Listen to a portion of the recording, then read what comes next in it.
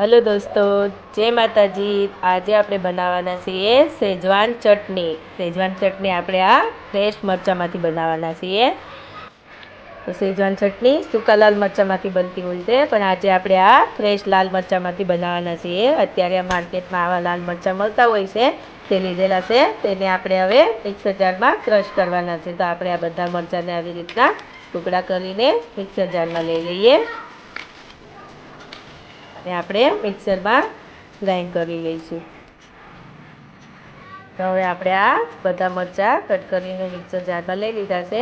આના બીનો ભાગ કાઢવાનો નથી, કેમ કે સેજવાન ચટણીમાં થોડા દી હોય છે, અને આને આપણે એકદમ અધકચરું પીસવાનું છે। એકદમ પેસ્ટ નથી બનાવવાની, થોડી વાર ચાલુ બંધ મિક્સર કરવાનું છે, અને એવી રીતના આપણે થોડું અધકચરું પીસી લેવાનું છે। તો હવે આપણે આ પીસી લઈએ।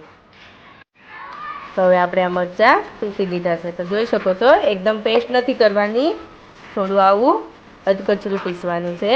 હવે આપણે તેને ચટણી બનાવી દઈએ। તો હવે આપણે આ થોડું તેલ મૂકી દઈએ। 1 થી 2 ચમચી જેટલું તેલ મૂકેલું છે।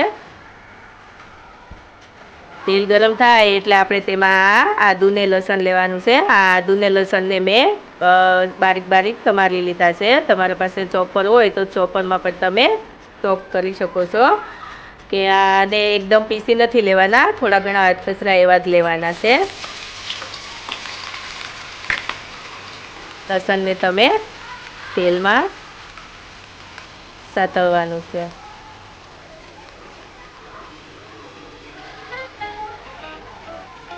લસણ સતળાઈ જાય, એકદમ સરસ એવી ફ્લેવર એમાં તેલમાં બેસી જશે લસણની।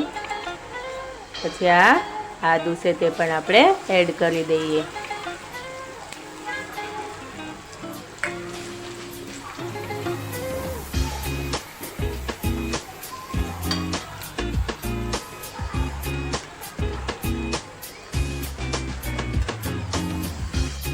હવે તેમાં કોથમરીની દાંડી છે, આ કોથમરીની જે નરમ નરમ દાંડી હોય કૂણી એવી, એ દાંડી લીધેલી છે, એ દાંડી એડ કરી દઈએ। કોથમીર નથી નાખવાની, આપણે કોથમીરની દાંડી લેવાની છે, તે ઝીણી ઝીણી સમારી લેવાની ને પછી આપણે તેમાં એડ કરવાની છે।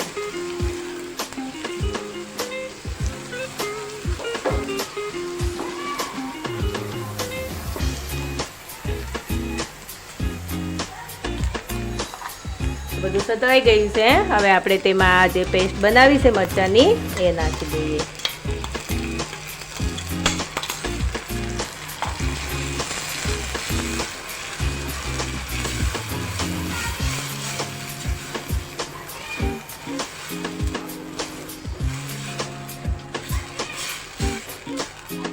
હવે આપણે તેને 5 થી 10 મિનિટ સુધી ધીમા તાપે ચડવા દેવાની છે, કે પાણીનો ભાગ છે ને આમાં, એ પાણીનો ભાગ બળી જાય ત્યાં સુધી આપણે ચડવા દેવાની છે। તો આપણે આ ચટણીને 5 મિનિટ થઈ ગઈ છે, વચ્ચે વચ્ચે આપણે હલાવતા રહેવાનું છે। અને આ જો તમે જોઈ શકો છો કે આ તેલ છૂટું પડી ગયું છે। હવે આપણે તેમાં 1 ચમચી જેટલો મરી પાવડર એડ કરીશું, અને 1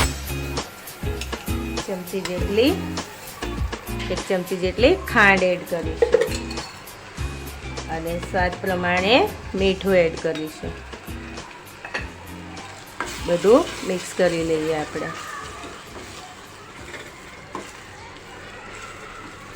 મિક્સ થઈ ગયું છે। હવે આપણે તેમાં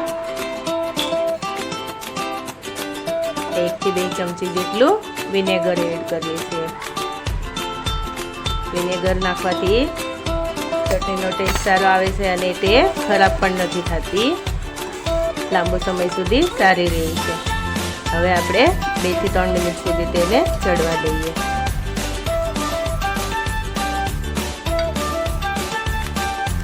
હવે આપણે મસાલા બધા ચડી ગયા છે, અને આપણી સેજવાન ચટણી તૈયાર થઈ ગઈ છે। હવે આપણે તેને એક ડીશમાં લઈ લઈએ।